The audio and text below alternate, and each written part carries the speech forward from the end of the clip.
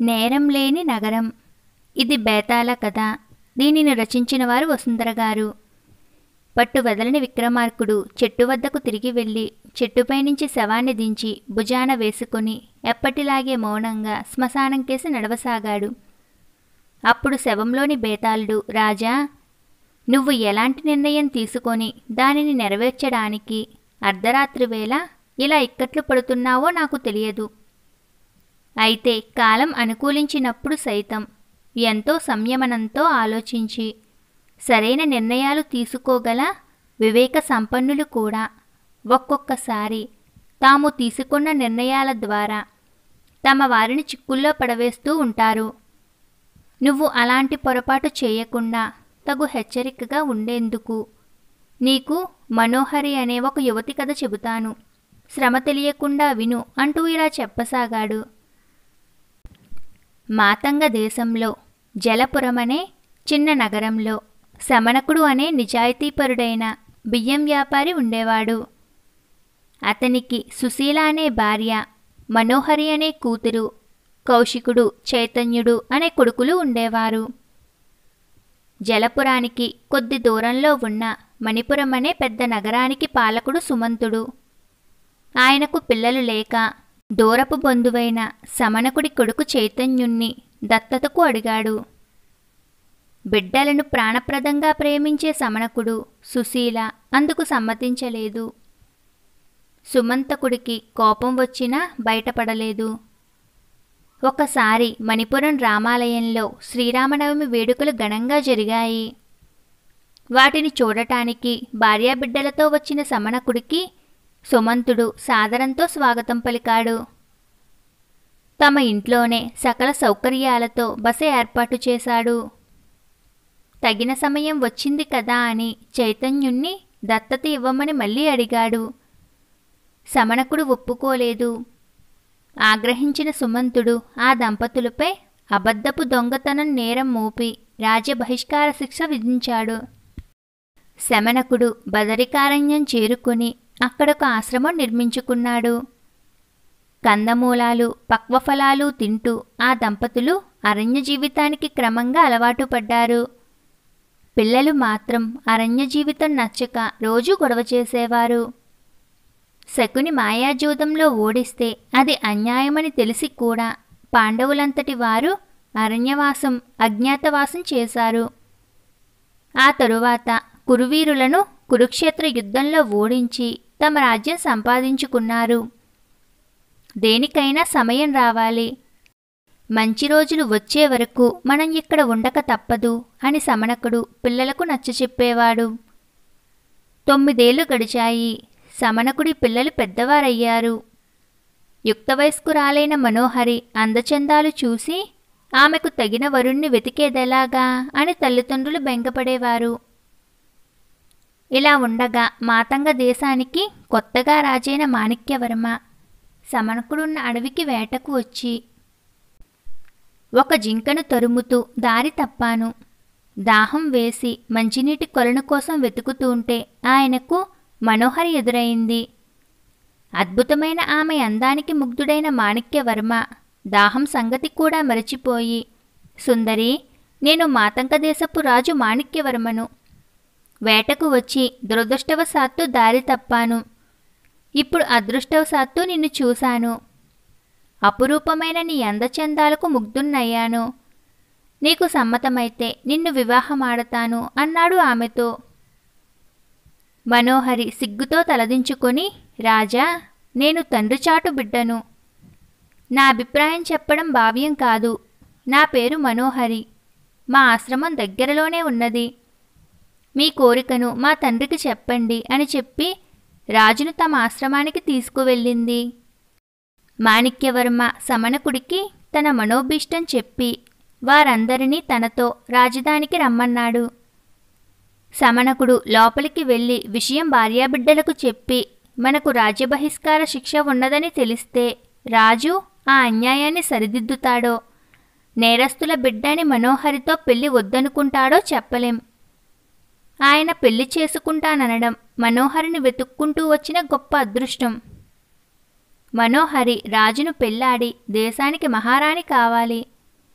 ఆ తరువాత వీలు చూసుకొని సుమంతుడి గుట్టు రట్టు చేసి మన అరణ్యవాసం తప్పించాలి అన్నాడు. అందుకు మనోహరి ఒప్పుకోకుండా, ఇక్కడ మీరంతా ఇన్ని కష్టాలు పడుతుంటే అక్కడ నేను రాజభోగాలు అనుభవించలేను అన్నది. సుశీల, నువ్విలాగంటే మనం ఎప్పటికీ ఇక్కడే ఉండిపోతాం. అరణ్యవాసం నీకు నీ తమ్ముళ్ళకే తప్ప మా ఇద్దరికీ అంత కష్టంగా లేదు. కాబట్టి నువ్వు నీ తమ్ముళ్లను తీసుకెళ్ళు. ఆ తరువాత సమయం చూసుకొని తగిన పరిష్కారం చూడు అన్నది కూతురును సముదాయిస్తూ. మనోహరి అందుకు సమ్మతించింది. శమనకుడు బయటకు వచ్చి మాణిక్యవర్మతో, రాజా, ఈ పెళ్లి మాకు సమ్మతమే. అయితే ఇప్పట్లో నేను నా భార్య అరణ్యం వదిలి రాలేము. ఇక్కడే కొంతకాలం ఉంటాము. మా పిల్లలు కౌశికుడు, చైతన్యుడు ఆమెతో వస్తారు అన్నాడు. రాజు అందుకు అంగీకరించాడు. అప్పుడు కౌశికుడు, చైతన్యుడు పూలు కోసి తెస్తే సుశీల దండలు కట్టి ఇచ్చింది. వధూవరులు మాలలు మార్చుకున్నారు. మాణిక్యవర్మ అత్తమామల దీవెనలందుకొని భార్యను, బావమరుదులను వెంటపెట్టుకుని రాజధానికి చేరుకున్నాడు. అంతఃపురం చేరాక మాణిక్యవర్మ మనోహరితో, ఇక మీదట నీ మాట నాకు శిలాశాసనం. ఏమైనా కోరుకో, ఎంత అసాధ్యమైనా సాధించి నా ప్రేమ నిరూపించుకుంటాను అన్నాడు మందహాసం చేస్తూ. మనోహరి తల అడ్డంగా ఊపుతూ, నేను పేదరాలిని, చదువు తక్కువ. శిలాశాసనం లాంటి కోరిక తమరిని కోరే అర్హత నాకు లేదు అన్నది. మాణిక్యవర్మ ఆమెను మెచ్చుకొని, నీ తల్లిదండ్రులు రాజభోగాలు తిరస్కరించారు. నువ్వు వరాన్ని తిరస్కరించావు. ఈ వ్యక్తిత్వాలే గొప్ప సంపద కాబట్టి మీరు పేదలు కారు. ఇక చదువైతే ఎప్పుడైనా నేర్చుకోవచ్చు అంటూ బావమరుదులకు రాజోచిత విద్యలు నేర్పడానికి సమర్థులైన గురువులను నియోగించాడు. మనోహరికి రాజనీతి, రాచమర్యాదలు నేర్పడానికి శ్రీవాణి అనే విద్యావతిని నియమించాడు. అక్కా తమ్ముళ్ళు గురువుల పట్ల వినయ విధేయతలు, చదువు పట్ల అమితాసక్తిని కనబరిచి 6 మాసాల్లోనే ఎన్నో విషయాల్లో ఆరితేరారు. ఆ మాట విన్న మాణిక్యవర్మ అమితానందం చెంది మనోహరితో, ఇప్పుడైనా నీ కోరిక చెప్పి నా ప్రేమ నిరూపించుకునే అవకాశం ఇవ్వు అన్నాడు. నా తమ్ముళ్ళు నగరపాలకులు కావాలని నా కోరిక. అయితే మన దేశంలోని ఉత్తమ నగరపాలకుడి వద్ద శిక్షణ పొందాక వారికా పదవులు దక్కాలి అన్నది మనోహరి. మాణిక్యవర్మ సాలోచనగా, నగరపాలకుడు సమర్థుడైతే నగరంలో నేరాలు తగ్గుతాయి. అంటే ఏ నగరంలో నేరాలు తక్కువగా ఉంటే ఆ నగరపాలకుడు ఉత్తముడు, అవునా అన్నాడు. మనోహరి వెంటనే, నిజమే, కానీ ఒక నగరంలో చిల్లర నేరాలు ఎక్కువగా జరగవచ్చు. మరొక నగరంలో ప్రమాదకరమైన హత్య ఒకటే జరగవచ్చు. కాబట్టి నేరాల సంఖ్య కంటే వాటి స్థాయి ముఖ్యం. అది తెలుసుకోవటానికి శిక్షలే సూచికలు. ఏ నగరంలో యావజ్జీవ కారాగారం, రాజ్య బహిష్కారం, మరణదండన వంటి శిక్షలు ఎక్కువగా అమలయ్యాయో ఆ నగరపాలకుణ్ణి ఉత్తముడిగా నిర్ణయించవచ్చు. అందుకు గత 10 సంవత్సరాలుగా అమలైన శిక్షల వివరాలు తెలుసుకోవాలి అన్నది. మాణిక్యవర్మకు ఈ సూచన నచ్చింది. గత 10 సంవత్సరాలుగా అమలు జరిగిన శిక్షల వివరాలు పంపమంటూ అన్ని నగరాలకు వర్తమానం పంపాడు. ఆ వర్తమానం ఆరా తీసి అసలు విషయం తెలుసుకున్నాక ఉత్తముడిగా ఎన్నుకోబడాలన్న ఆశ ప్రతి నగరపాలకుడికి కలిగింది. దాంతో వారిలో చాలామంది అనుభవిస్తున్న వారి కారాగార శిక్షలు రద్దు చేశారు. నేరాలకు సంబంధించిన పాత చిట్టాలను మార్చి కొత్త చిట్టాలను రాశారు. మణిపురం నగరపాలకుడు సుమంతుడైతే చారుల ద్వారా ఇతర నగరాల వివరాలు సేకరించాడు. పాత చిటాలు మార్చి అన్ని నగరాల కంటే తన నగరంలో తక్కువ నేరాలు జరిగినట్టు నమోదు చేయించాడు.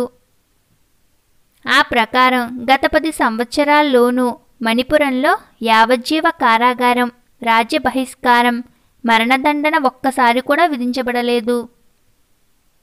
అన్ని నగరాల నుంచి మాణిక్యవర్మకు చిటాలు అందాయి.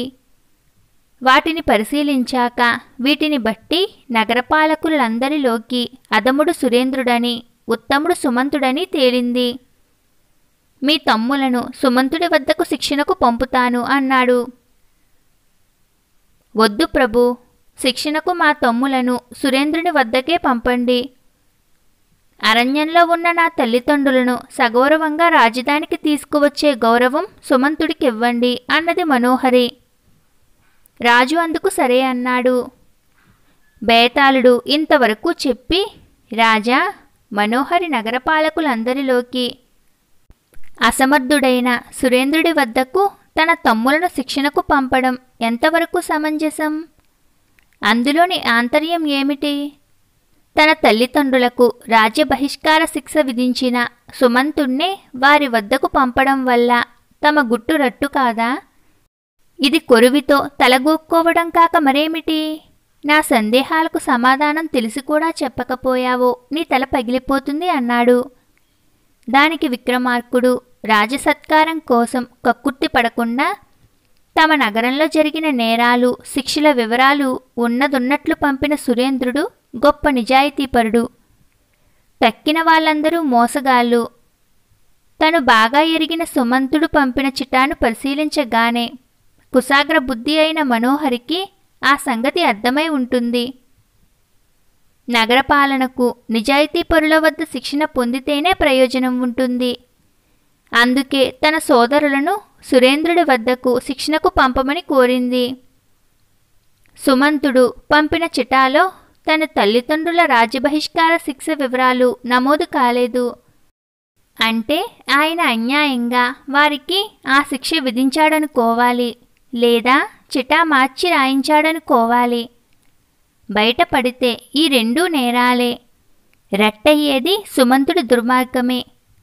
అతడు చేసిన దానికి శిక్షగానే అతన్ని తన తల్లిదండ్రులను తీసుకురావటానికి అడవికి వెళ్ళేలా చేసింది. అహంభావి అయిన అధికారికి అంతకు మించిన అవమానం ఉండదు. అది తక్కిన నగరపాలకులకు హెచ్చరికగా కూడా ఉంటుందనడంలో సందేహం లేదు. ఒక నిర్ణయం తీసుకోవడంలో అధికార దుర్వినియోగం చేయకుండా ప్రతీకారం తీర్చుకొని దాని ద్వారా తల్లిదండ్రుల విముక్తిని, దేశ క్షేమాన్ని కూడా సాధించిన మనోహరి చాలా వివేకవతి అని అన్నాడు. రాజుకు ఈ విధంగా మౌనభంగం కలగగానే బేతాళుడు శవంతో సహా మాయమై తిరిగి చెట్టెక్కాడు. కథ సమాప్తం.